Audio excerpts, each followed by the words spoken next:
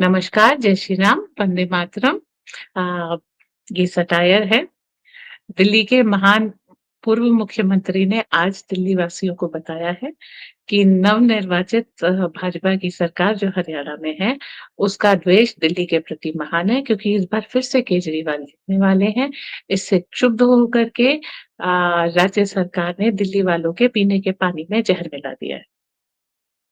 जान करके मन को अति प्रसन्नता हुई, कारण इस हिसाब से तो केजरीवाल के प्राणों को संकट आ जाएगा क्योंकि इस समय तो बीजेपी की ज़िम्मेदारी हो गई ना कि केजरीवाल की रक्षा की जाए। रक्षा किससे की जाए? स्वयं केजरीवाल से। हम सबको मालूम है, जैसे ही चुनाव आते हैं, केजरीवाल साहब पीटे जाते हैं। पीटने वाला उनका ही अपना कोई बंदा निकलता है। कभी कोई आता है, पैसे लेकर के ईंट फेंक देता है, कोई आता है पानी भी फेंक देता है, कोई आता है एक थप्पड़ मार देता है। और बेचारे केजरीवाल के प्राण संकट में आ जाते हैं। जनरली जब तक तहकीकात नहीं होती है, वो शोर मचाते हैं कि ये काम बीजेपी वालों ने करा है क्योंकि उनको केजरीवाल से इतना डर है कि जब तक केजरीवाल को खत्म नहीं कर देंगे, तब तक वो चुनाव नहीं जीत सकते। और ऐसे में जब जाँच की रिपोर्ट आती है कि कार्य स्वयं आपके कार्यकर्ताओं ने किया है, तो फिर केजरीवाल चुप बैठ जाते हैं, कोई एक्सप्लेनेशन कुछ देने की ज़रूरत नहीं है। तो इसी तरीके के केस में अभी क्या किया है दिल्ली बीजेपी ने इनकी सुरक्षा अपने हाथ में दे दी है। सुनते हैं कि गुजरात से पुलिस आ करके इनको सुरक्षा प्रदान कर रही है। किससे? इनके अपने पार्टी वालों से। क्यों? ताकि वो उनको पीट ना दें। और अगर केजरीवाल एक थप्पड़ भी पड़ा तो उनके प्राण संकट में आ जाएँगे।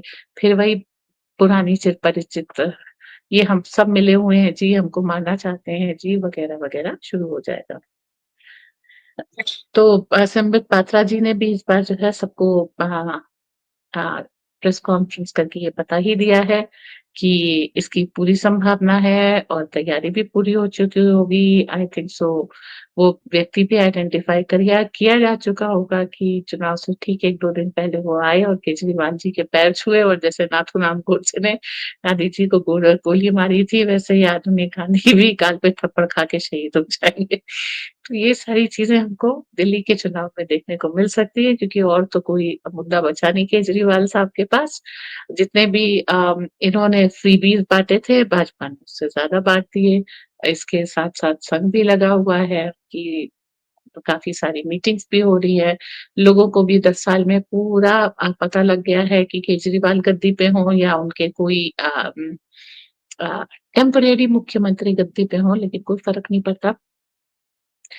पंजाब वाले दुआ कर रहे होंगे कि केजरीवाल दिल्ली जीत जाएँ। क्यों? क्योंकि अगर दिल्ली हार गए तो वो जाकर के भगवंत सिंह मान के पास बैठेंगे और भगवंत सिंह मान उसके बाद भूतपूर्व मुख्यमंत्री हो गए, तो एक वो और का तकलीफ का विषय रहेगा पंजाब वालों का।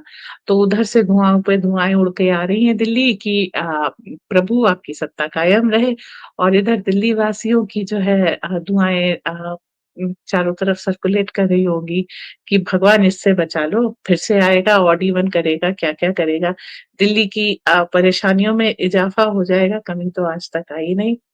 फिर से टेम्पो वालों को पीछे अपने टेम्पो के लिखना पड़ेगा कि मैंने आपको वोट नहीं दिया था। तो दिल्ली की इतनी सारी मुश्किलातों से दिल्ली को आसान आज़ादी मिल जाए तो अच्छा होगा। कूड़े के ढेर से पॉल्यूटेड हवा से बाय द वे ये सब भाजपा वालों के साँस लेने से होती है। भाजपा वालों के घर से जो कूड़ा निकलता है उससे कूड़े का ढेर बनता है जिससे दिल्ली गंदी होती है। आपके कार्यकर्ता और आपके वोटर के घर से कूड़ा नहीं निकलता है। भाजपा वाले और भाजपा को वोट देने वाले जब साँस लेते हैं तो दिल्ली की हवा पॉल्यूट हो जाती है। आम आदमी पार्टी के लोग जो साँस लेते हैं उससे दिल्ली की हवा को शुद्धता प्रदान होती है। अगर आम आदमी पार्टी के वोटर्स दिल्ली में नहीं होते तो अब तक जो है अनब्रीथेबल हो जाती दिल्ली की हवा। तो ये सब जानकारी अच्छे से लेकर के और केजरीवाल से को वोट ना देने का कष्ट करें। इसके साथ ही अब हम आते हैं आमिर खान के ऊपर। नर्मदा आंदोलन में भाग लेने वाले, नर्मदा के ऊपर बाँध बनने से रोकने वाले और उसकी रक्षा करने वाले नर्मदा नदी के महानतम इकोलॉजिस्ट आमिर खान अब नर्मदा डैम और सरदार सरोवर देखने के लिए पहुँचे हैं, उनकी आज एक तस्वीर भी वायरल हो रही है। जो सरदार वल्लभ भाई पटेल की स्टैच्यू के पास उन्होंने खिंचवाई है। आशा है अब उनकी और उनके बच्चों की, सबकी जान को कोई खतरा नहीं होगा, क्योंकि इसके चलते वो देश बदलने की सोच रहे थे, और अब चूँकि आमिर खान प्रोडक्शन की वो फ़िल्में चल निकली हैं जिसमें आमिर खान अपना चेहरा नहीं दिखाते हैं, तो वो शांति और सद्भावपूर्ण जीवन भारत में व्यतीत कर रहे होंगे। तीसरी मुख्य खबर ये है कि जॉइंट पार्लियामेंट कमेटी से वक़्फ़ की जो वक़्फ़ अमेंडमेंट बिल है वो पास हो गया है। काफ़ी घमासान युद्ध के बाद, जिसमें एक-दूसरे को धक्का देना, गाली-गलौज और ये सब होने के बाद बिल पास हो चुका है, और आशा है कि वो इस बार बजट सत्र में पेश होगा। इसके साथ ही जो 14 एनडीए ने अमेंडमेंट्स प्रपोज़ किए थे, सारे एक्सेप्ट हो गए। जो विपक्षियों ने किए थे, सारे रिजेक्ट हो गए।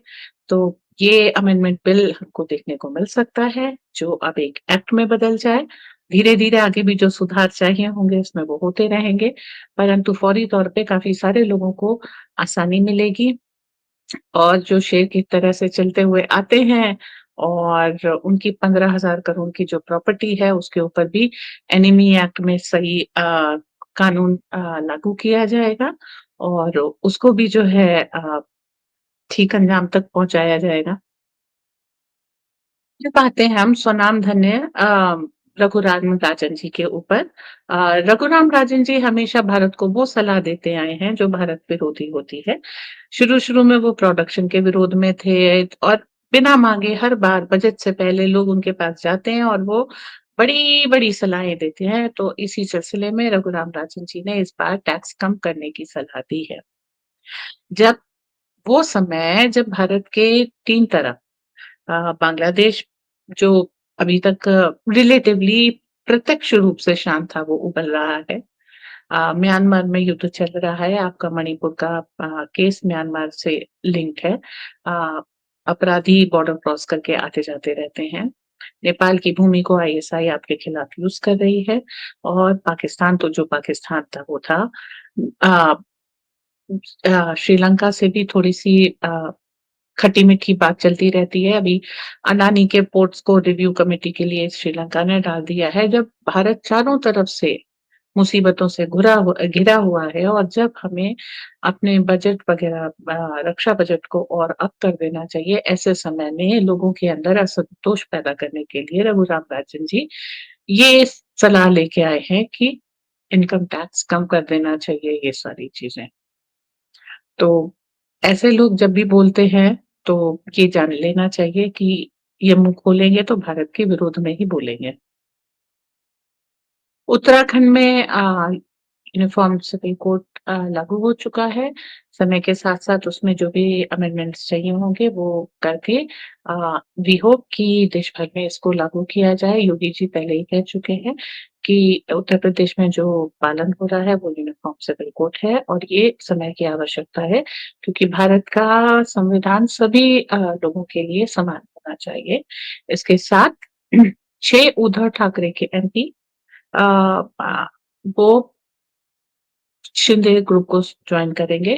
तो धीरे-धीरे शिवसेना जो उद्धव ठाकरे के अंडर में थी, अपनी समाप्ति की ओर है, और महाराष्ट्र में ये सारी चीज़ें एकदम क्लियर हो रही हैं कि वो धीरे-धीरे शिवसेना और विपक्ष मुक्त होता जा रहा है। ये चीज़ भारत में पूरे भारत में देखी जा रही है, क्योंकि जो मोदी जी का काम करने का तरीका है, वो पूरा भारत के नागरिकों के लिए पूरी तौर से डेडिकेटेड है।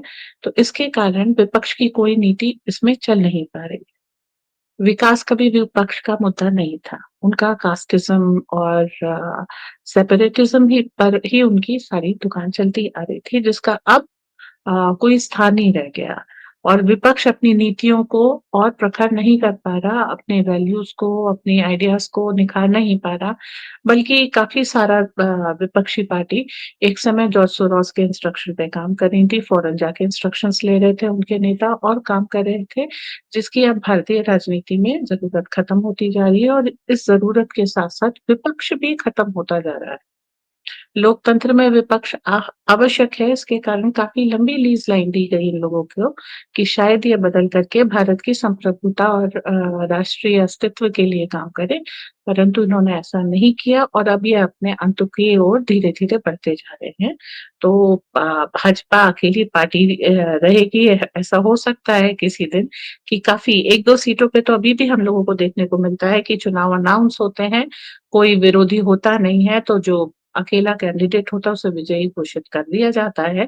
यही चीज़ अ, भविष्य में हमको बढ़ती हुई मिले। और आखिरी न्यूज़ के साथ समाप्त करेंगे कि ओवैसी जी का ढूँढना-धोना वापस चालू हो गया है। इल्लीगल तौर पे कब्जाए गए द्वारका के आइलैंड्स को मोदी जी ने खाली करवा लिया है, गुजरात की बीजेपी सरकार ने जहाँ पर ये संगठित तौर पे कब्जा करके बैठे हुए थे, तो इसको उन्होंने इस्लाम के ऊपर अत्याचार बताया है। उस समय ओवैसी जी कहाँ गए थे पता नहीं।